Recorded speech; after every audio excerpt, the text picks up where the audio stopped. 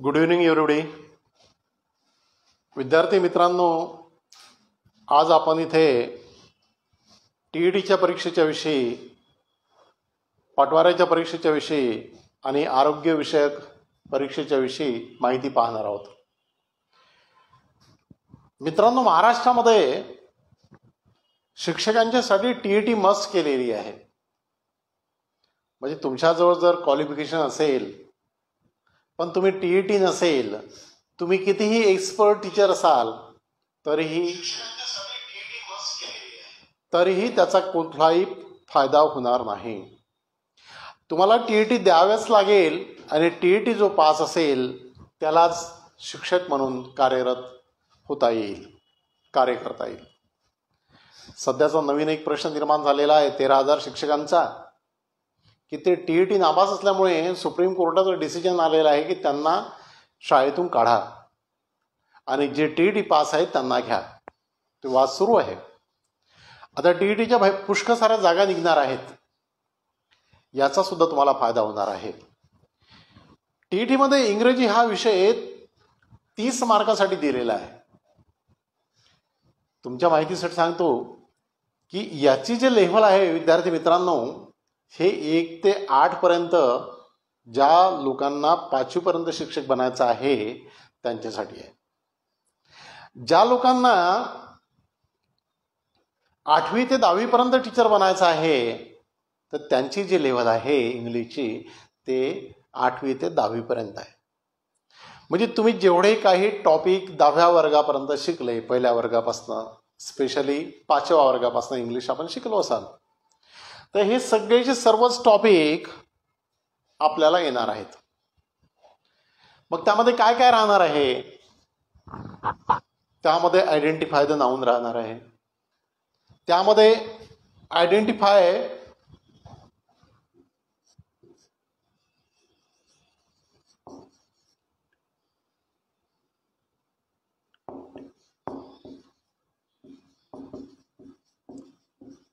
Noun राहणार आहे.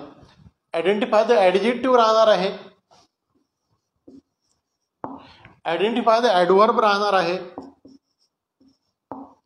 Identify the verb राहणार आहे. आता हे 4 प्रकार राहणार आहे तुम्हाला. मग नाउन म्हटलं, नाउन ओळखायचं कसं? काय असतं बरं नाउनमध्ये? तर नाउनच्या शेवटी, नाउन म्हणजे नाम. नाम म्हणजे तो शब्द जो फक्त आपल्याला नाव दर्शवतं. अकाउंटन्सी, मॅथमॅटिक्स, इंग्लिश, जे नाव दर्शवतं तो शब्द. मग याच्यामध्ये जे व्हर्ब पासून नाउन होतात जनरली ते विचारले जातात. मग ते कशावरनं ओळखायचे? तर नामाच्या शेवटी, नाउनच्या शेवटी मेंट, ANCE, एन्स, ER, OR, MENT, TION, SION हे सगळे सफिक्सेस लागलेले असतात. आणि पुन्हा जे मी तुम्हाला सफिक्सेस सांगत आहे आणि प्रिफिक्सेस, हा सुद्धा एक टॉपिक आहे बरं. यावर सुद्धा तुम्हाला 2 मार्क मिळणार आहे.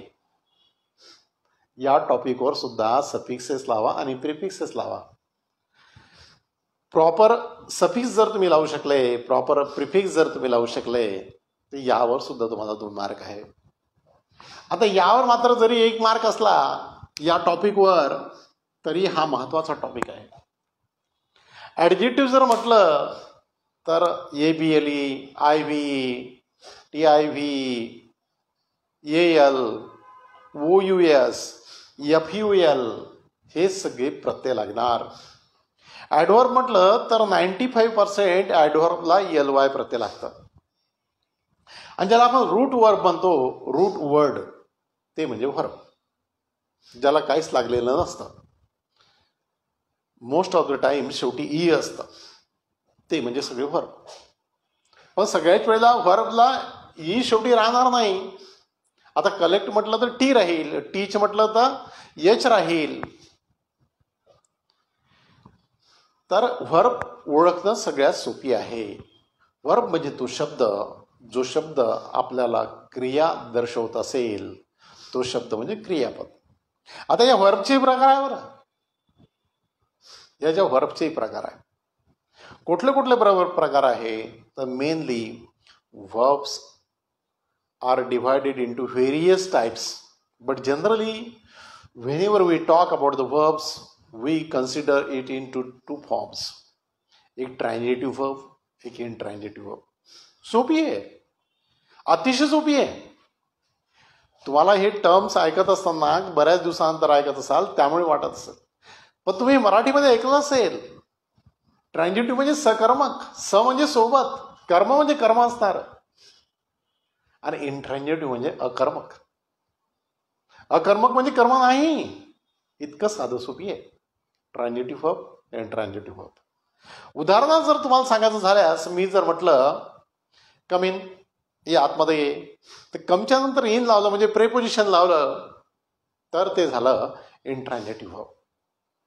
मित्रांनो, इतकंच नाही तर जेव्हा केव्हा तुम्ही इनट्रान्झिटिव्ह वर्ब वापरता तेव्हा ते वर्ब स्वतःमध्ये त्याचा अर्थ पूर्ण असते. त्याला कुठल्याही ऑब्जेक्टची गरज नसते. त्याला काय नाही प्रश्न आपण विचारू शकत नाही. जर तुम्हाला मी म्हटलं ब्रिंग, लेके आओ, घेऊन या, तर तुम्ही मला प्रश्न विचाराल मित्रांनो, व्हॉट सर, काय आणू? मला तुम्हाला सांगायला लागेल एक पेन घेऊन ये, bring me a pen, bring a pen. तुम्हाला सांगायला लागेल की 2 चपात्या घेऊन ये, ब्रिंग 2 चपातीज. तुम्हाला सांगायला लागेल की एक कार घेऊन ये, ब्रिंग अ कार. म्हणजे ब्रिंग शब्द मी जेव्हा म्हणतो तर तेव्हा त्याला ऑब्जेक्टची गरज असते. पण मी जर तुम्हाला म्हटलं गो, जाओ, तर तुम्ही मला हे विचारणार नाही की मी काय करू.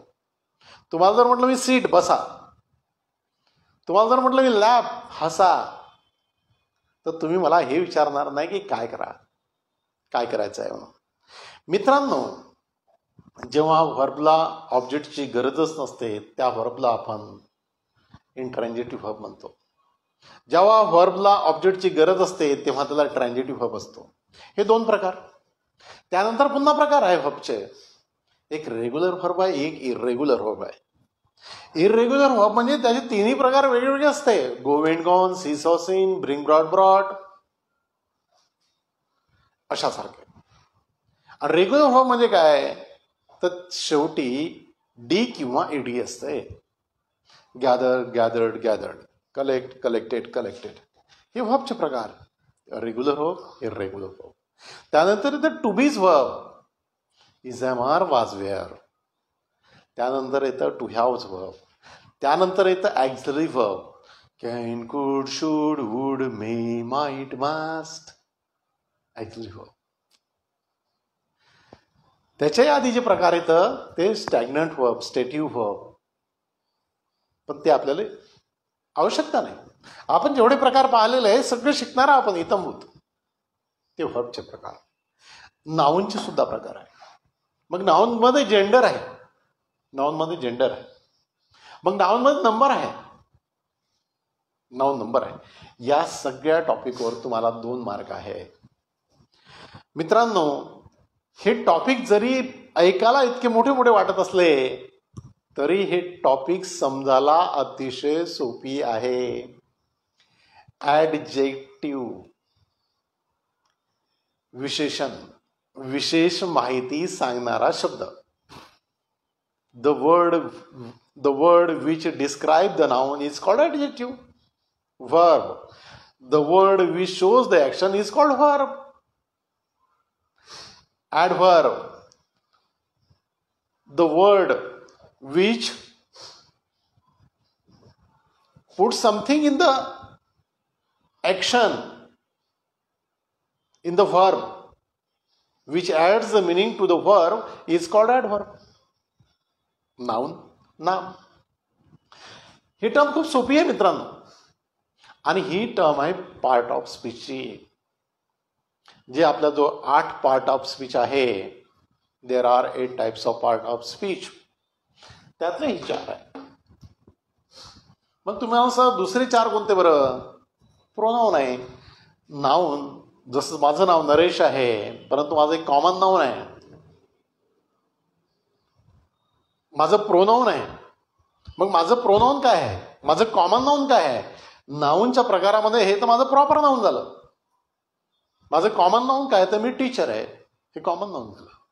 मी मॅन आहे, हे कॉमन नाऊन झालं. मी सिटीजन आहे, हे कॉमन नाऊन झालं. मग एका नामाचे कॉमन नाऊन किती असू शकतं? कितीही. जेवढे 184 जेवढे प्रोफेशन्स आहेत ते सगळे तो मनुष्य असू शकतो, तेवढे त्याचे ते कॉमन नाऊन असू शकतं. कॉमन नाऊन किती असू शकतं. मग प्रोनाऊन काय असतं? तर प्रोनाऊनचे प्रकार आहे. त्या प्रोनाऊनच्या प्रकारामध्ये सगळ्यात महत्वाचा जो प्रकार आपण पाहणार तो पर्सनल प्रोनाऊन. मी बॉय असल्यामुळे किंवा मॅन असल्यामुळे माझ्यासाठी जे प्रोनाऊन वापरण्यात येते ही. मी जर स्त्री राहिलो असतो तर माझ्यासाठी वापरण्यात आलं शी. जर आम्ही अनेक राहिलो असतो तर वापरण्यात आलं असतं दे. जर हा मार्कर आहे याच्यासाठी वापरण्यात येईल इट, पण हे अनेक मार्कर असेल त्याच्यासाठी वापरण्यात येईल ती दे. हे झाले सगळे पर्सनल प्रोनाऊन. मग हे कसे लक्षात ठेवायचे सगळे? आयु देवी ही शी इट, आयु देवी हैशियत. झाले पर्सनल प्रोनाऊन. मग आयुदेवी काय आहे? तुम्ही म्हणाल सर हे आयुदेवी काय हो? हे देवी आहे असं लक्षात ठेवा इंग्रजीची. देवीचं काम आपल्याला नंतरही पडणार आहे. कसं बरं? I you they we. झालं. किती सोपी आहे बरं?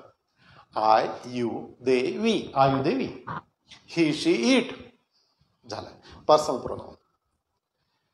डेमॉन्स्ट्रेटिव्ह प्रोनाऊन आहे. प्रोनाऊनचे अनेक प्रकार आहेत, ते आपण नंतर बघणारच आहोत. मी तुम्हाला थोडक्यात सांगतो आहे. हा सुद्धा पार्ट ऑफ स्पीचचा एक प्रकार आहे.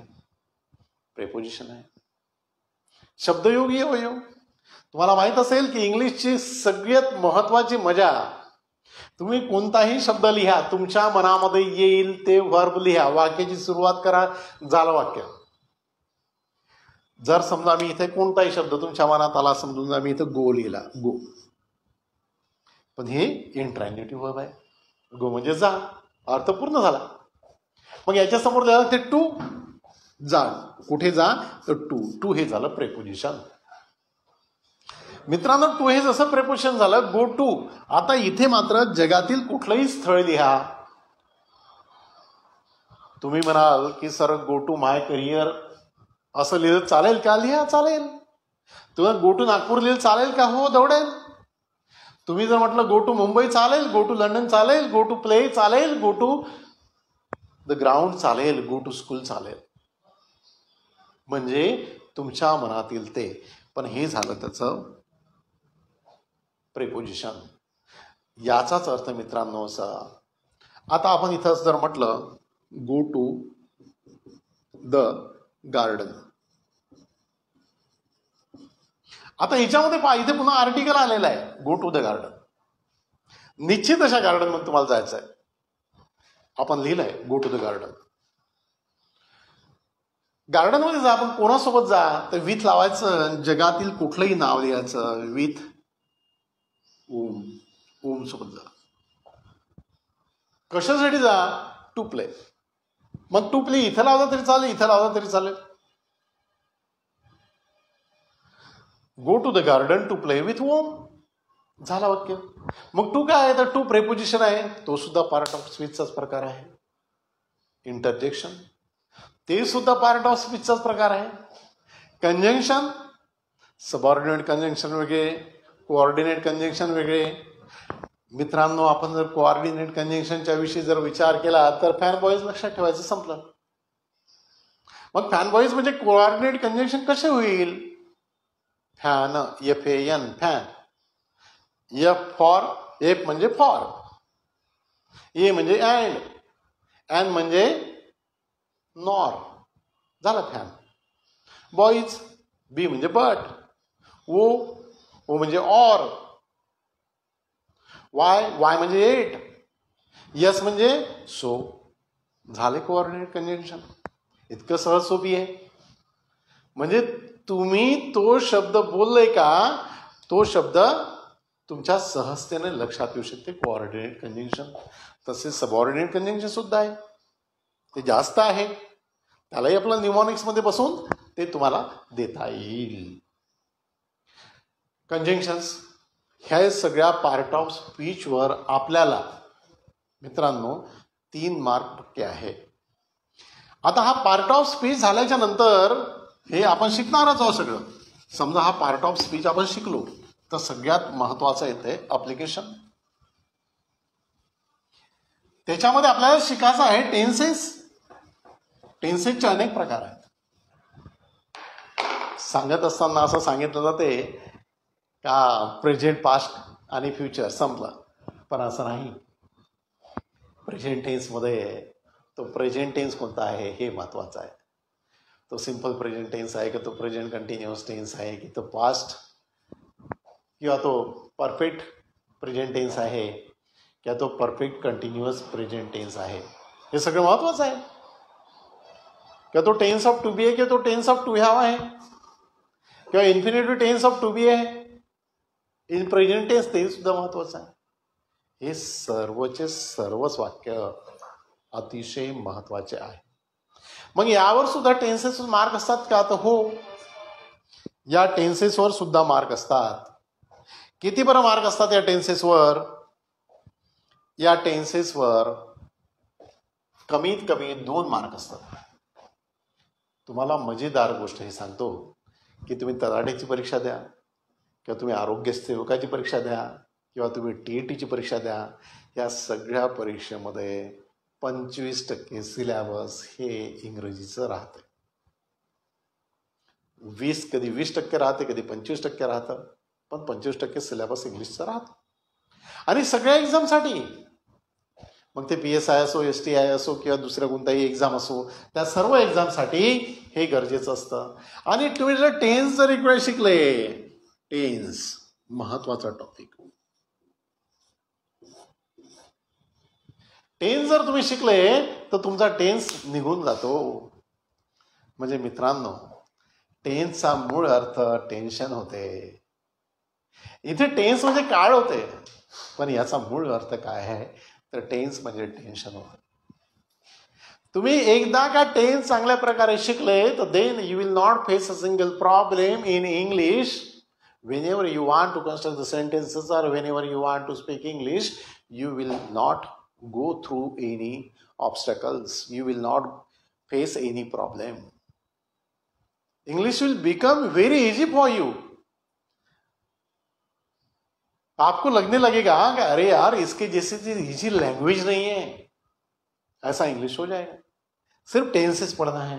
तो tenses it plays very important role in our career also, in grammar also. मग टेन्सेस मध्ये जर आपल्याला काही शिकायचं असेल तर काय शिकायचं बरं? मी तुम्हाला सगळे टेन्स तर शिकू शकणार नाही. सर्व जर शिकवतो म्हटलं तर आपल्याला भरपूर दिवस लागतं. आता मी तुम्हाला एक टेन्स शिकवतो. इंग्लिश ग्रामरमध्ये ज्या टेन्सला सगळ्यात कठीण टेन्स समजल्या जातं, शिक्षक सुद्धा चुका करतात, तो टेन्स मी तुम्हाला शिकवतो. तो टेन्स म्हणजे सिंपल प्रेझेंट टेन्स. तुम्ही म्हणाल सर, सिंपल प्रेझेंट टेन्सची सुरुवातच टेन्सेसची सिंपल प्रेझेंट टेन्सने होते, तो टेन्स कठीण कसा बरं हो? मित्रांनो, त्याचं कारण असं आहे, सिंपल प्रेझेंट टेन्स. याआधी आपण पार्ट ऑफ स्पीच पाहिला, त्यामध्ये सगळ्याच आपण महत्व पाहिलं. आता आपण टेन्सकडे वळतोय. तुम्हाला एक टेन्स मी थोडीशी झलक म्हणून शिकवतो. हे शिकवत नाही, सांगतो की आपण काय काय शिकणार आहे, कसं कसं शिकणार आहे. याची सुरुवात सब्जेक्टने होते. याचे 2 व्हाईस, एक ऍक्टिव्ह व्हाईस, एक पॅसिव्ह व्हाईस असतो. हे दोन्ही व्हाईस मधले वाक्य तुम्हाला विचारण्यात येणार आहे. हा महत्वाचा टेन्स, हा पोर्शन महत्वाचा आहे. आता AV म्हणजे ऍक्टिव्ह, V म्हणजे व्हाईस. याचा एक फॉर्मेट आहे. यस म्हणजे सब्जेक्ट. सब्जेक्ट म्हणजे जगातील कुठलंही नाम किंवा सर्वनाम, प्लस याच्यामध्ये व्हर्बचं फर्स्ट फॉर्म असते नेहमीच. त्या व्हर्बच्या फर्स्ट फॉर्मला यस, IES, लागलेला असतो. त्यानंतर याला येतं ऑब्जेक्ट आणि त्यानंतर जो येणारा शब्द आहे मित्रांनो त्याला म्हणतो आपण कॉम्प्लिमेंटरी वर्ड्स. या कॉम्प्लिमेंटरी वर्ड्सच्या ठिकाणी काही लोक अदर वर्ड्स लिहितात, OT लिहितात, काही लोक RW लिहितात, रिमेनिंग वर्ड्स लिहितात. पण त्या तिघांचाही अर्थ एकच आहे. रिमेनिंग वर्ड्स म्हणजे शिल्लक राहिलेले शब्द, अदर वर्ड्स म्हणजे जास्तीचे शब्द, कॉम्प्लिमेंटरी वर्ड्स म्हणजे पूरक शब्द. अर्थ एकच. इथे लिहिलं काय याला महत्व नाही, आपण काय सांगतो याला महत्व आहे. आता सब्जेक्ट म्हणजे जगातील कुठलंही नाम किंवा सर्वनाम. मग तुम्ही म्हणाल सर आमचं स्वतःचं नाव लिहिलं चालेल का? दवडेल. जगातील कुठलंही नाव लिहा, तुमच्या मनातील ते नाव लिहा. मग तुम्ही जर म्हटलं सर इथं जर मी ओम लिहिलं, सुहास लिहिलं, राज लिहिलं चालेल का? चालेल, राज. जगातील कोणतंही नाव किंवा कोणतंही सर्वनाम किंवा सर्वनाम जर म्हटलं तर आयु देवी पॉल मधलं वी कोणतंही घेतलं तरी चालतंय. आय घेतलं तरी चालतंय, वी घेतलं तरी चालतंय. आय यू दे वी पॉल म्हणजे प्लुरल. हैसियत sing, he she it sing म्हणजे सिंगुलर. आता याच्यामधलं आयुदेवी पॉल मधलं आपण इथं वी घेतलेलं आहे. आयुदेवी पॉल मधलं आपण इथं वी घेतलेलं आहे आणि एक नाव घेतलेलं आहे. पहा तुम्हाला एक टेन्स सहजतेने कसा समजेल ते सांगतो. जगातील तुमच्या मनामध्ये येणारं कुठलंही क्रियापद त्याचं प्रथम रूप, first form of the verb. डिक्शनरीतलं कोणतंही वर्बचं फर्स्ट फॉर्म घ्या. तुम्ही जर म्हणा इथं सर काय लिहू मी, तुम्ही सांगाल तो शब्द लिहितो. पण तुम्ही आता माझ्यासोबत असं ओरल कम्युनिकेशन होत नाही आहे. जेव्हा आपण गुगलवर राहू तेव्हा ते सगळं आपण तुम्ही जे म्हणाल तेच लिहितो. मी स्वतःचं काही लिहित नाही, त्याच्यावरूनच तुम्हाला शिकवतो. मी ज्याला शिकवलं तो विद्यार्थी कमीत कमी 50 विद्यार्थ्याला शिकवावं अशी अपेक्षा असते. आता समजा इथं राजच्या समोर एखादा शब्द लिहिला आपण, कुठलाही जगातील कुठलंही क्रियापद, सगळ्यांच्या ओळखीचं क्रियापद म्हणून आपण इथं इट लिहू. इट. मग वीच्या समोर इट लिहिलं चालेल का? चालेल. इथं सुद्धा आपल्याला इट लिहिता येईल. पण दुसरं एखादं क्रियापद घेऊ. मग इथे कोणतं क्रियापद घ्यायचं? इथं क्रियापद घेऊ आपण तुमच्या मनातील ते कलेक्ट. कलेक्ट. मग हे दोन्ही वाक्य बरोबर आहे का? नाही, एक चुकला, एक बरोबर आहे. कोणतं बरोबर आहे? एक गोष्ट नेहमीसाठी लक्षात ठेवा. इथं का म्हटलेलं आहे? क्रियापदाचं पहिलं रूप किंवा क्रियापदाला यस, ES, IES. मग हे आयु दे पॉल असेल, आय यू दे वी पॉल म्हणजे प्लुरल, प्लुरल म्हणजे एकापेक्षा जास्त, तर वर्बचं फर्स्ट फॉर्म. हैसियत सिंग असेल, ही शी इट जगातील कुठलंही एकवचनी नाव असेल तर क्रियापदाला यस, ES किंवा IS. यामध्ये ES केव्हा लावायचं? तर शेवटी जर SH असेल, शेवटी जर O असेल, शेवटी जर CH असेल तर ES लावू आपण.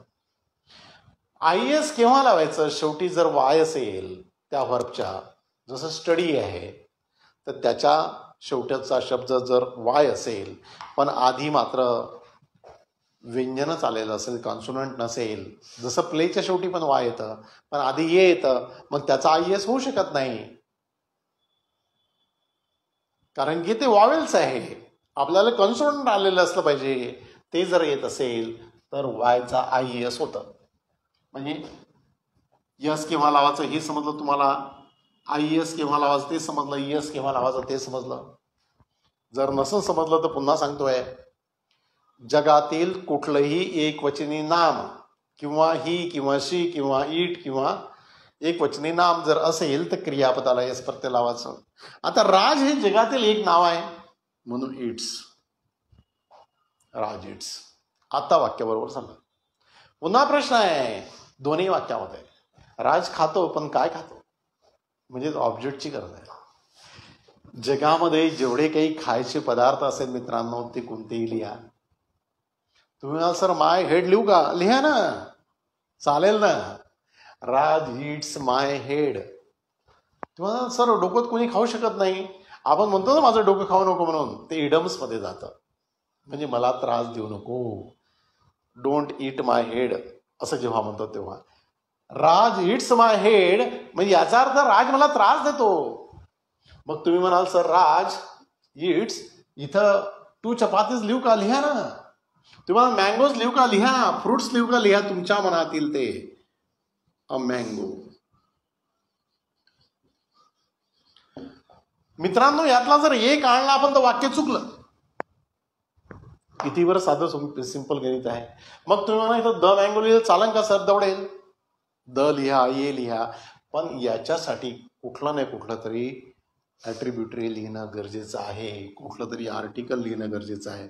मग याला आर्टिकल केव्हा नाही लिहायचं? जर हा शब्द अनेक वचन असेल तर. मँगोच्या ऐवजी मँगोज असेल तर आता आर्टिकल लिहायची गरज नाही. तुमच्या मनात जर प्रश्न आला की सर नाही आम्हाला लिहायचंच आर्टिकल, तर मग तुम्ही द लिहू शकता, किंवा तुम्ही मेनी लिहू शकता, किंवा तुम्ही प्लेंटी लिहू शकता, किंवा तुम्ही व्हेरियस लिहू शकता, किंवा तुम्ही सम लिहू शकता. हे शब्द तुम्ही लिहू शकता. वी कलेक्ट, आम्ही गोळा करतो. आम्ही काय गोळा करतो? तर मनी. आम्ही पैसे गोळा करतो. वी कलेक्ट मार्बल्स, आम्ही गोट्या गोळा करतो. वी कलेक्ट पीपल, आम्ही लोक गोळा करतो. मग तुमच्या मनामध्ये येणारा प्रश्न हाही असू शकते का सर इथं आपण ये नाही लावलं? पैशाला आपण काउंट करत नाही मित्रांनो. आपण कधी म्हणत नाही ते अनकाउंटेबल नाऊनमध्ये येतं. आपण कधी म्हणत नाही की माझ्याकडे ना मी आज 5 हवा खाऊन आलो आणि 10 चावल खाल्ले, 3 पाणी पिलो. आपण असं जर बोललो किंवा मी जर असं बोललो तर तुम्ही म्हणाल सरांना चांगल्या डॉक्टरकडे घेऊन जा. ज्या गोष्टी 1, 2, 3, 4 संख्येमध्ये मोजता येत नाही त्या गोष्टीला आपण अनकाउंटेबल नाउन्स म्हणतो. ते काउंटेबल नाही. मग हे सुद्धा महत्वाचा प्रश्न आहे. काउंटेबल नाउन, अनकाउंटेबल नाउन, हा सुद्धा महत्वाचा प्रश्न आहे. वी कलेक्ट मनी, आम्ही पैसे गोळा करतो. कुठून करतो? तो फ्रॉम लावायचा आणि ज्याच्यापासून करत असेल ते लिहायचं. कोणासाठी करतो? फॉर लिहायचं आणि जगातील कोणाचंही नाव लिहायचं. स्वतःसाठी म्हणायचं असेल तर we collect money for us, आमच्यासाठी करतो. फॉर अवर फॅमिली, आमच्या कुटुंबासाठी करतो. तुम्ही काही लिहिलं तरीही चालेल. म्हणजे मित्रांनो, तुमच्या एक गोष्ट लक्षात आली असेल की यस कुठे लावावा व यस कुठे लावू नये याचं तंत्र आज आपण शिकलेलो आहोत या वाक्यामध्ये. मग याचा प्रश्न तयार कसा होतो? मग याचा प्रश्न सहजतेने तयार होते का? याचं नकारात्मक वाक्य सहजतेने तयार करता येईल का? याचं उत्तर आहे हो. याचा प्रश्न सहज करता येईल. याचा कसा प्रश्न तयार करता येईल? एकच गोष्ट लक्षात ठेवायची, ज्या क्रियापदाला यस आहे त्या वाक्यामध्ये तो यस काढून सुरुवातीला डज घ्यायचं. मग काय असं होईल का? डज, राज, ईट आहे तर इट्स आहे तर ईट, अ मँगो. मग हा प्रश्न तयार होईल का? 100% होईल. मग याचा जर प्रश्न तयार करायचा असेल तर काय करावं लागेल? हा इथे यस होता म्हणून इथं आपण डज घेतला. याचा जर प्रश्न तयार करायचा असेल तर काय होईल मित्रांनो? डू. आणि ते वाक्य जसं का तसं ठेवायचं. डू वी कलेक्ट मनी. झाला हो प्रश्न तयार. काय अर्थ होतं बरं? राज आंबे खातो, तो ती देतात, हा मराठीत अर्थ. आम्ही पैसे गोळा करतो, तो ती देतात, हा मराठीत अर्थ. याचा अर्थ होते करतो का? याचा अर्थ होते खातो का? इथं अर्थ होते पैसे गोळा करतो का? इथं अर्थ होते राज एक आंबा खातो का? मग याचं निगेटिव्ह करायचं असेल तर काय करावं लागेल? जिथं येस असेल तिथं दुसऱ्या नंबरवर डझंट टाकायचं आणि जिथं यस नसेल तिथं दुसऱ्या नंबरवर डोंट टाकायचं. मग इथे जर डझंट लिहिलं तर वाक्य तयार होईल का? हो. डझंट लिहिलं तर राज डझंट ईट, यस गळून जाईल, मँगोज. झालं वाक्य नकारार्थी, निगेटिव्ह सेंटेन्स झालं. हे अफर्मेटिव्ह निगेटिव्ह याच्यामध्ये सुद्धा मार्क आहे.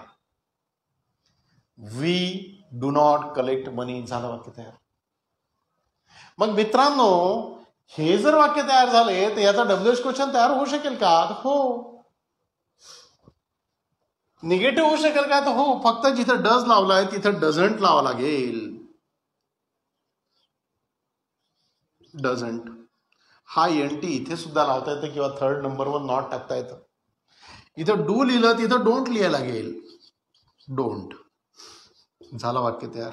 हे सगळे वाक्य जसे का तसे. कुठून कुठपर्यंत? इथून इथपर्यंत. बस जसं का तसं लिहून टाका. झाला वाक्य तयार. हा निगेटिव्ह क्वेश्चन झाला. Negative verbal question. यालाच आपण रिटॉरिकल क्वेश्चन म्हणतो. याला आपण व्हर्बल क्वेश्चन सुद्धा म्हणतो. मग WH क्वेश्चन तयार करायचं असेल तर मित्रांनो खूपच सोपे. जर कधी राजच्या खाली अंडरलाईन असेल तर हूने वाक्य तयार होतं, कारण की सब्जेक्टच्या खाली अंडरलाईन आहे. जर मँगोच्या खाली अंडरलाईन असेल तर हे ऑब्जेक्ट आहे म्हणून व्हाटने वाक्य तयार होत आहे. याच्या समोर राज इट्स मँगोज एव्हरी डे किंवा अर्ली इन द मॉर्निंग. आता अर्ली इन द मॉर्निंग जर याच्या खाली अंडरलाईन असेल तर व्हेननी तयार होते. कुठे का? ऍट शक्करदरा इन नागपूर, ऍट सोमवारी पेठ इन नागपूर. मग ऍट सोमवारी पेठ इन नागपूर इथे याच्या खाली जर अंडरलाईन असेल तर व्हेअरनी वाक्य तयार होते. झालंय. मग जर कधी आपण इथे व्हेअरनी वाक्य केलं तर काय बरं म्हणावं लागेल? व्हेअर.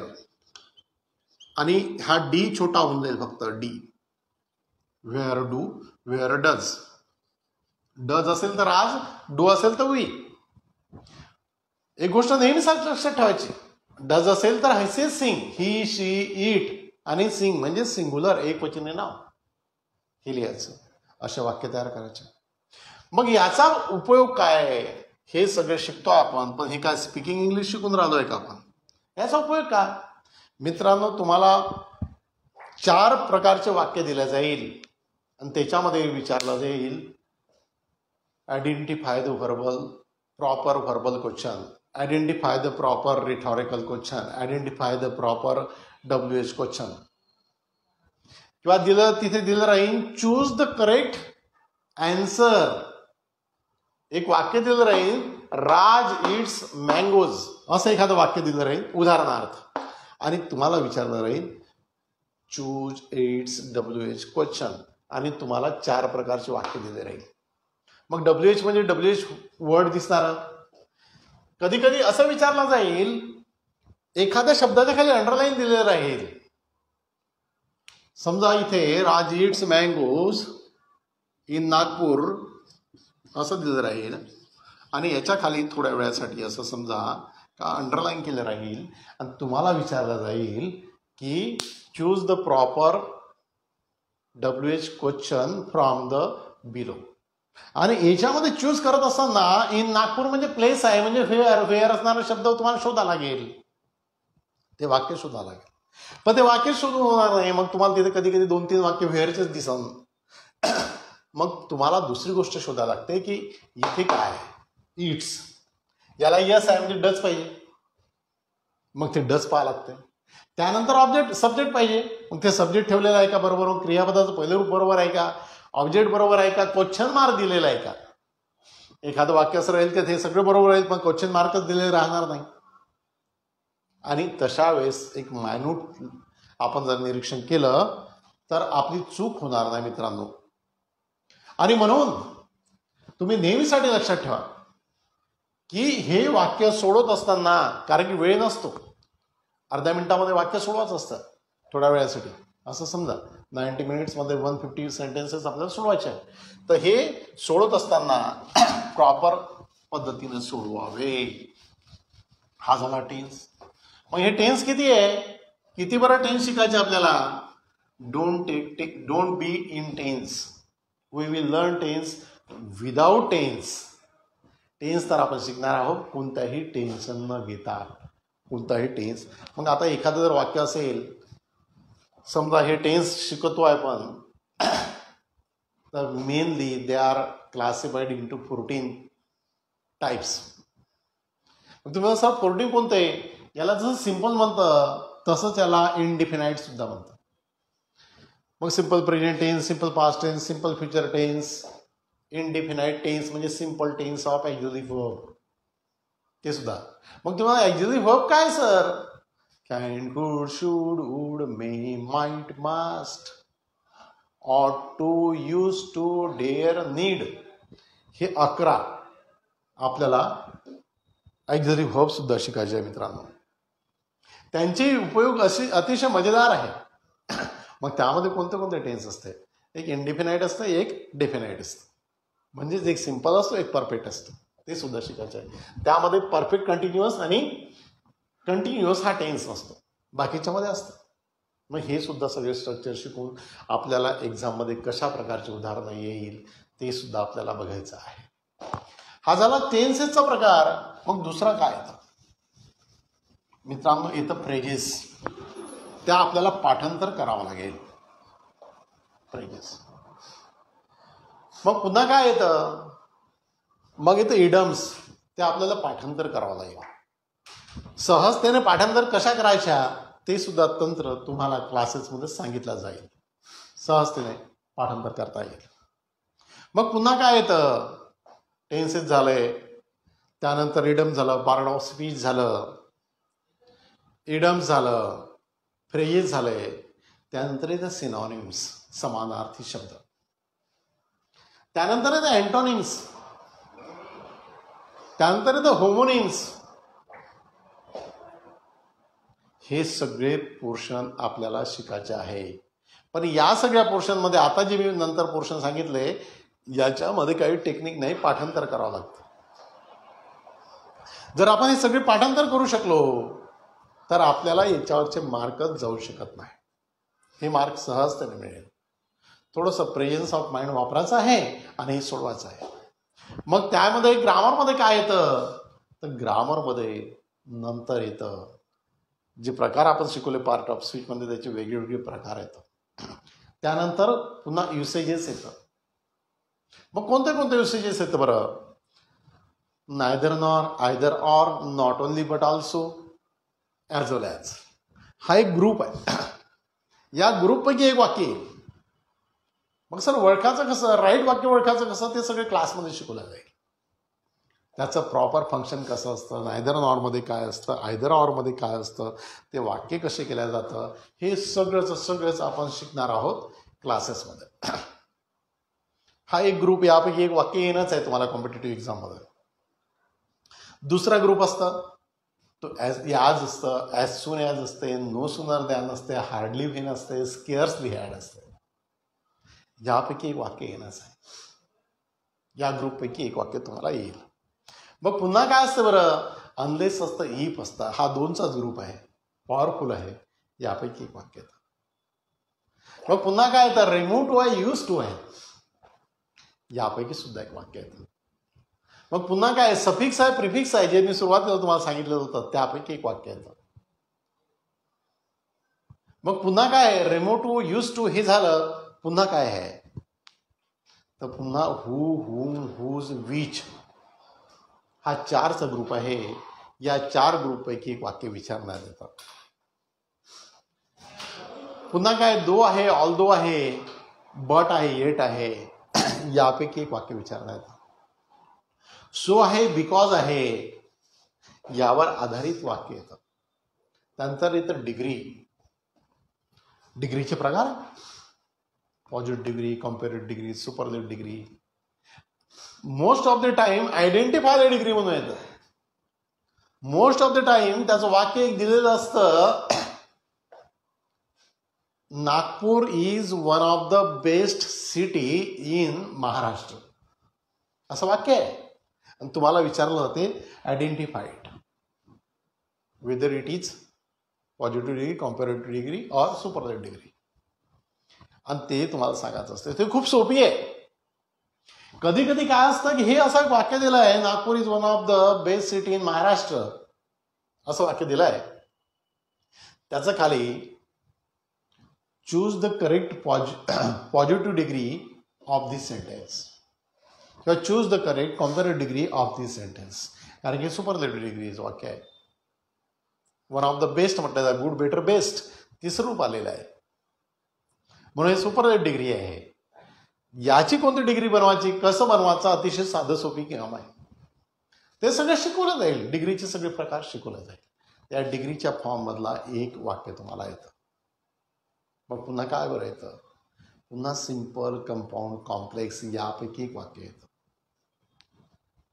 यापैकी एक वाक्य येतं. अजून काय बरं आहे तुमच्या पेपरमध्ये, 2 पॅरेग्राफ येतं. त्या पॅरेग्राफचे उत्तर कसे लिहायचे, एका पॅरेग्राफवर 5-5 मार्क अवलंबून असतात. थोडंसं प्रेझेन्स ऑफ माइंड वापरलं की पॅरेग्राफचे उत्तर लिहिणं अतिशय सोपी आहे. ते सगळे टेक्निक्स तुम्हाला सांगितण्यात येईल माय करिअर ह्या क्लासेसमध्ये. You need not to worry about it. Leave some questions for us, we will manage them well. तो पोर्शन तुम्हाला शिकवला जाईल, सिंपल, कंपाऊंड, कॉम्प्लेक्स. त्यानंतर सर्वच प्रकारचे युसेजेस तुम्हाला शिकवले जाईल. त्यानंतर पुन्हा काय येऊ शकतं, तर क्लॉजेस येऊ शकतात. मग क्लॉजेसचे कोणते प्रकार आहे, प्रकार तर तसे भरपूर आहे, पण ते नाउन क्लॉजच्या आतमध्ये 5 प्रकार पुन्हा आहे. त्यानंतर ॲडजेक्टिव्ह क्लॉज आहे, त्यानंतर ॲडव्हर्ब क्लॉज आहे. ॲडव्हर्ब क्लॉजमध्ये 9 प्रकार पुन्हा आहे. ते क्लॉज कोणता क्लॉज आहे ते विचारण्यात येतं. आयडेंटिफाय करा क्लॉजचं, ते विचारण्यात येतं. त्यानंतर काय येतं, सगळ्यात महत्त्वाचं, सगळ्यात bulky portion, figure of speech, जो तुम्हाला 2 ते 3 मार्कासाठी ठेवलेलाच असतो. तुम्ही जर फर्स्ट लँग्वेज म्हणून इंग्लिशला चॉईस केला असेल तर तुम्हाला 2 मार्क गॅरंटीने मिळेल. त्याच्यावर मार्क जाणार नाही मित्रांनो, पूर्ण. त्याचं कारण असं आहे की थोडासा अभ्यास करावा लागेल, जास्त नाही. तुम्ही जर थोडा अभ्यास केला इंग्रजीचा तर इंग्रजीचे मार्क हे मॅथमॅटिक्स सारखे असतं. मॅथमॅटिक्समध्ये नाही का, तुम्ही कोणताही जर हे केला परफेक्ट, आता समजा तुम्ही जर 92 म्हटलं तर याचा स्क्वेअर काय, तर तो एकटाच राहतो, त्याचे 2-3 स्क्वेअर राहत नाही. तुम्ही 8464 एवढंच म्हणावं लागेल तुम्हाला, त्याचं दुसरं उत्तर येणार नाही. ग्रामरमध्येही तसंच असतं, परफेक्ट आन्सर असतं. आणि ते आन्सर जर तुमच्या काही क्लिक झालं म्हणजे काय हो, काही नाही, नियमच आहे. थोडे छोटे नियम लक्षात ठेवले की ते वाक्य आपलं सहजतेने आपण लक्षात ठेवू शकतो. मग पॅरेग्राफ रायटिंगमध्ये कसं करायचं, कसं सोडवायचं, पॅरेग्राफ वाचायलाच आपल्याला वेळ लागतो. मित्रांनो, पॅरेग्राफ सोडवणं अतिशय सोपी आहे. त्या टेक्निक्स तुम्हाला सांगितल्या जाईल. त्या टेक्निक सांगून हे सगळं सोडवलं जाईल. इडम्स कसे पाठांतर करायचे ते सांगितलं जाईल. मग हे ग्रामरचे एवढे सगळे टॉपिक मी तुम्हाला सांगितले तर हे सहज होईल का? तुमच्या मनात लक्षात येत असेल की ॲक्टिव्ह व्हायसाठी काय, पॅसिव्ह व्हायचं काय करायचं. सर पॅसिव्ह व्हायचं समजतच नाही. पॅसिव्ह व्हायचं सगळ्यात सोपे. जो फॉर्मेट आपण लिहिला होता ना, पॅसिव्ह व्हायचं जर फॉर्मेट लिहायचा असेल, कोणताही वाक्य, कोणताही टेन्स, समजा आपण कंटिन्युअस प्रेझेंट टेन्सचा लिहिलं, present continuous tense, present continuous tense, याला प्रोग्रेसिव्ह सुद्धा म्हणतात मित्रांनो. पीव्ही म्हणजे पॅसिव्ह व्हाईस, एव्ही म्हणजे ऍक्टिव्ह व्हाईस. कुठल्याही टेन्सचा जर पॅसिव्ह व्हाईस आपल्याला लिहायचं असेल तर काय करावं लागेल बरं, याची सुरुवात ऑब्जेक्टने होते. ऑब्जेक्ट कोणतं घ्यायचं, जे तुमच्या डोळ्याने दिसते ते, जगातील कुठलंही ऑब्जेक्ट. मग तुम्हाला अ डोअर लिहिलं चालेल का सर, लिहा अ डोअर चालेल, अ विंडो लिहिलं चालेल, अ मार्केट लिहिलं चालेल, काय लिहा, अ डोअर. याच्यानंतर येतं इज एम आर. अनेक वचन असेल तर आर, हा जर शब्द प्लुरल असेल तर, इथं जर आय असेल तर एम, आणि एक वचने असेल तर इज. Plus being. तुम्हाला सर बिंग आणला कुठून, पॅसिव्ह व्हाईस आहे म्हणून बिंग पॅसिव्ह व्हाईस आहे म्हणून. मग पॅसिव्ह व्हाईस प्लस पीपी म्हणजे पास्ट पार्टिसिपल म्हणजे वर्बचा थर्ड फॉर्म. पास्ट पार्टिसिपल म्हणजे वर्बचा थर्ड फॉर्म. मग कोणतं वर्ब घ्यायचं सर, दरवाजाला तुम्ही जे काही करू शकत असाल ते सगळे वर्बचे थर्ड फॉर्म घेतलं तरी चालेल. सर तुम्ही मला सर इथं कट लिहिलं चालेल का, चालेल. तुम्हाला अटॅच लिहिलं चालेल का, चालेल. तुम्हाला फिक्स लिहिलं चालेल का, चालेल. तुम्ही मला थ्रो लिहिलं चालेल का, चालेल. तुम्हाला बर्न लिहिलं चालेल का, चालेल. तुम्हाला ब्रोकन लिहिलं चालेल का? तर चालेल. तुम्ही दरवाजाचं जे काही करू शकत असाल ते क्रियापदाचं थर्ड फॉर्म इथं लिहा. काही लिहा तुमच्या मनात येईल ते. पेंटेड लिहिलं चालेल का? चालेल. Painted. A door is being painted. दरवाजाचं पेंटिंग सुरू आहे. कोण करता माहित नाही, मग बाय घेऊन सब्जेक्टचं सेकंड फॉर्म लिहायला लागतं. इतका सोपी पॅसिव्ह व्हॉइस. बऱ्याचशा विद्यार्थ्यांना प्रश्न पडतो, बऱ्याचशा शिक्षकांना प्रश्न पडतो की सर पॅसिव्ह व्हॉइस मध्ये गडबड होतं. काही गडबड नाही मित्रांनो. थोडेसे नियम काय तुम्ही लक्षात ठेवले ना तर तुम्हाला परफेक्ट पॅसिव्ह व्हॉइस प्रत्येकच वाक्याचा करता येईल. ती माझी गॅरंटी. 100%. मग तुमच्या मनामध्ये पुन्हा प्रश्न येईल का सर याचं निगेटिव्ह सेंटेन्स करता येईल का? हो, थर्ड नंबरवर नॉट इंट्रोड्यूस करून घ्या. Not. A door is not being painted. झालं. तुम्हाला सर याचा प्रश्न तयार करता येईल का? तर हो, दुसरा नंबरचा शब्द पहिले घेऊन या. Is a door. नॉट घेतलं तरी चालेल, नाही घेतलं तरी चालेल. Being painted. Is a door being painted. काय दार पेंट करता येत आहे का? Is a bridge. समजा इथं ब्रिज घेतला आपण, ब्रिज पूल. Is a bridge being constructed. काय पूल बांधण्यात येत आहे का? पॅसिव्ह व्हॉइस मध्ये कोण क्रिया करतं हे माहीत नसतं. मग ते वाक्य ऍक्टिव्ह व्हॉइस मधलं आहे का पॅसिव्ह व्हॉइस मधलं आहे हे आपल्याला आयडेंटिफाय करण्यासाठी येतं. ते सहजतेनं तुम्ही जर कधी फक्त 8 नियम लक्षात ठेवले तर हे तुम्ही आयुष्यभर विसरू शकत नाही. मग याचा काय डब्ल्यूएच क्वेश्चन तयार होऊ शकते का? हो. Is a door being attach. आपण अटॅच क्रियापद घेतलं. दार फिक्स करण्यात येत आहे का? लावण्यात येत आहे का? समजा इथं आपण दुसरा शब्द टाकला व्हेअर. कुठे? इजचा आय मात्र छोटा करावा लागेल. Where is door being attached. दार कुठे बसवण्यात येत आहे. झालं वाक्य. इथं व्हेन घेतला चालेल का? चालेल ना. व्हेन घ्या. When is a door being attached. इथं हाऊ घेतला चालेल का? दवडेल ना. How is a door being attached. इतकं साधं सोपी इंग्रजी आहे. English is the easiest language in the whole world. इंग्रजी सारखं सोपी नाही. टीईटीची परीक्षा असो, तलाट्याची परीक्षा असो, आरोग्य सेवकाची परीक्षा असो किंवा जगातली कुठलीही कॉम्पिटेटिव्ह एक्झाम असो ज्यामध्ये इंग्लिश हा विषय येतो. आणि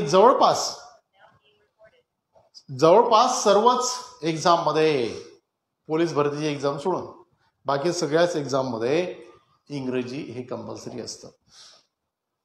ते एमपीएससी असो, यूपीएससी असो किंवा तुम्ही दुसऱ्या कोणत्याही कॉम्पिटेटिव्ह एक्झामची तयारी करत असाल आणि तेच इंग्रजी असते मित्रांनो. जे इंग्रजी आपण इथे शिकणार आहोत हे इंग्रजी शिकले म्हणजे तेच इंग्रजी तुम्हाला शाळेमध्ये शिकवावं लागतं. तेच इंग्रजी तुम्ही क्लास घेत असताना दुसऱ्याला शिकवावं लागतं. तेच इंग्रजी तुम्हाला कॉम्पिटेटिव्ह एक्झाम मध्ये शिकवावं लागतं. इतकं साधं सोपी सरळ इंग्रजी आपण शिकणार आहोत आणि ज्यामध्ये आपल्या सर्वांनाच पूर्णपैकी पूर्ण मार्क घ्यायचे आहे. कसे बरं पूर्णपैकी पूर्ण मार्क मिळेल? कॉम्पिटेटिव्ह एक्झाम मध्ये विद्यार्थ्यांना सगळ्यात मोठा जो प्रॉब्लेम येतो तो इंग्रजीमध्येच येतं. मग त्यामध्ये कसे बरं पूर्णपैकी पूर्ण मार्क मिळू शकेल? आपल्याला काय करावं लागेल त्यासाठी मित्रांनो, जेव्हा काही शब्द पाठांतर करतो ना आपण त्याचे स्पेलिंग बरोबर पाठांतर करावं लागेल. त्याचा अर्थ पाठांतर करावा लागेल. तीच क्रिया आपल्याला वारंवार करावं लागेल. समजा जर तुम्ही 2, 4, 5 शब्द लिहिले त्याचा अर्थ काय होते तो जर तुम्ही तो शब्द वाक्यामध्ये वापरून पाहिला तर तुमच्या असं लक्षात येईल का सहजतेने तो शब्द पाठांतर होते. सहजतेने. एखादा शब्द जर आपण घेतला ॲब्रोगेट. Row gate. काय बरा अर्थ होतो याचा? याचा अर्थ होतो कॅन्सल. आता याला कसं पाठांतर करायचं? याला आपण शब्दाला तोड फोड के जोड. कोणत्या टेक्निकने करायचं? इसको तोड फोड के जोड. ॲब्रोगेट. याला जर तुम्ही तोडायचं म्हटलं तर कसं तोडाल? अब रो गेट के पास. अरे क्यों रो रहा है बेटा गेट के पास में? क्या करूँ ना, मेरा सब कुछ मेरे पापा ने कैंसिल कर दिया. खेलने के लिए जाना कैंसिल कर दिया. टीम मेरे को शर्ट लेके देने वाले थे वो कैंसिल कर दिया. मेरा सब कुछ कैंसिल कर दिया, इसलिए अब मैं रो रहा हूँ गेट के पास. अब रो गेट. एक बार क्या आपने दोस्तों ये इमेज अपने मन में ठान ली, अपने आंखों से देख लिया कि मेरा दोस्त या मैं खुद या मेरा बेटा या मेरी लड़की या मेरा भाई या मेरे घर का कोई इंसान गेट के पास में रो रहा है और वो कह रहा है कि मेरा सब कैंसिल हो गया, इसलिए अब रो रहा हूं मैं गेट के पास में. तो यह शब्द आप पूरे लाइफ भर नाही भूल सकते. संपूर्ण आयुष्यामध्ये तुमचा शब्द हा तसाच पाठांतर होऊन जातो. मग काय असे प्रत्येक शब्द पाठांतर होऊ शकेल का? तर याचं उत्तर आहे हो. असे प्रत्येक शब्द पाठांतर होऊ शकेल. मग फिगर ऑफ स्पीच सारखे सुद्धा मला लक्षात राहू शकेल का? हो, फिगर ऑफ स्पीच तर सगळ्यात सोपी आहे. मग तो सिमिली असो की मेटाफर असो. लाईक किंवा ॲज शब्द असेल तर तो सिमिली असतो. तेच फॉर्म. जसं एखादं आपण नाव घेतलं, राम प्लेज लाईक सचिन. इथं लाईक शब्द आलेला आहे म्हणून तो सिमिली आहे. Ram is Sachin in cricket. आता सचिनला आपण त्याचं रूप दिलं, सॉरी राजला सचिनचं रूप दिलं, त्याच्यामुळे तो metaphor. Personification, synecdoche, hyperbole, exaggeration, climax, anticlimax, हे सगळं सोपी आहे. अलिट्रेशन, रिपिटेशन, इंट्रोगेशन केव्हा बरं सोपी आहे? जर कधी आपण याची सेंट्रल आयडिया समजून घेतली, जर कधी आपण याचे वाक्य बनवणं तयार करू शकलो तर. कोणतंही एक वाक्य जर तुम्ही बनवलं मित्रांनो, एखादं आपण युसेजेस एवढे काही तुम्हाला सांगितलं मी, जवळपास 45 युसेजेस आहे, पण त्यापैकी एकही वाक्य बनवलं नाही. समजा एखादं वाक्य आपण बनवून पाहिलं. इथे टूचा उपयोग आपण करून पाहिला. टू कसा उपयोग करतो बरं?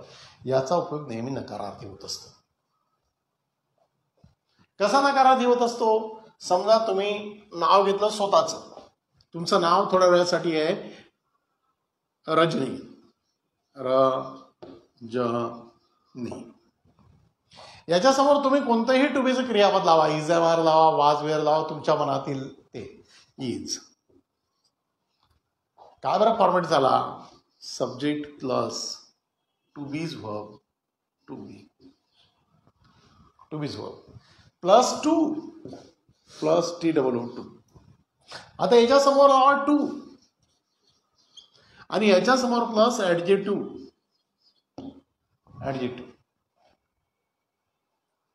मग कोणता adjective? Rajani is too tired. खूप थकलेली आहे.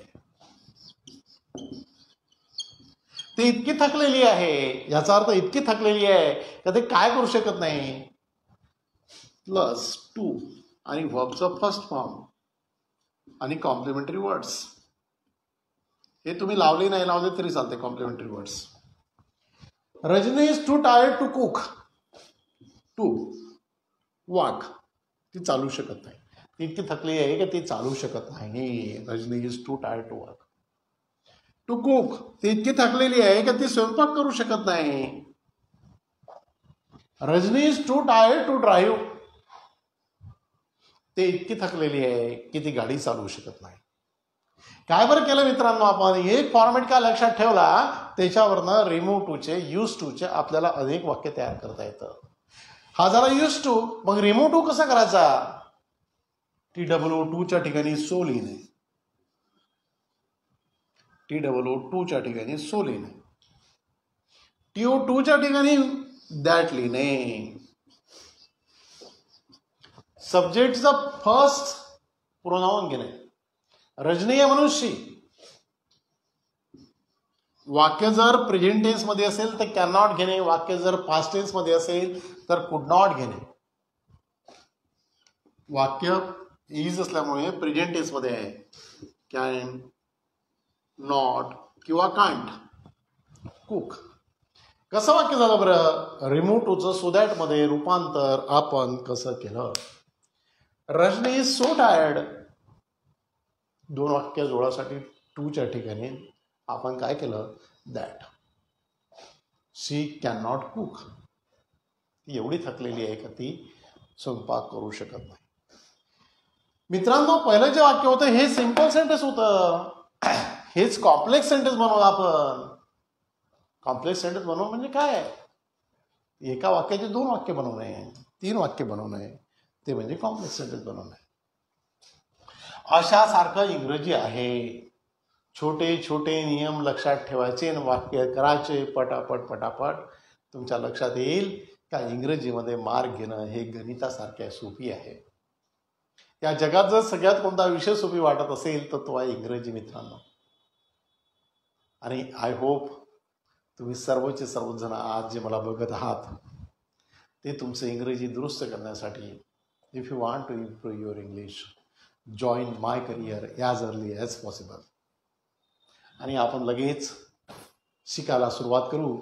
तुमची एक्झाम पण जवळच येत आहे. तुम्ही सगळे मला ऐकत आहात त्याबद्दल धन्यवाद. तुम्हाला हा व्हिडिओ कसा वाटला तर तुमचे मत नोंदवा. धन्यवाद मित्रांनो.